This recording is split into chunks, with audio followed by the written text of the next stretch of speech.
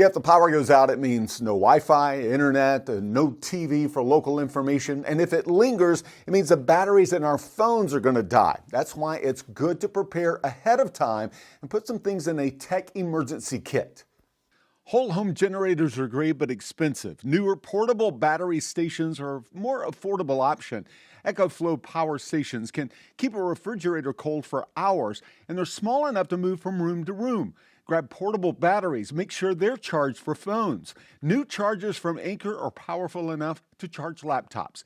Now, every home should have at least one TV antenna. Plug a TV into the power station, and with an antenna, you can watch live local news for updated information. If you have an old phone or tablet you're not using, charge it ahead of time and set it aside as a dedicated information device.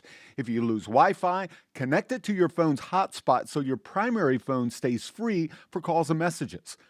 Now, for weather information, a hand crank radio is a must. The American Red Cross partners with eTime to make these. This has been in my closet for months.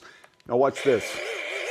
A few turns of the crank, and I'm listening to the National Weather Service, and there's a flashlight. You don't want a flashlight with dead batteries. You can find rechargeable flashlights that are brighter and more reliable than ever. And keep a charging cable in your car. If the power goes out, your car becomes a big battery, but don't use the built-in USB port in the car.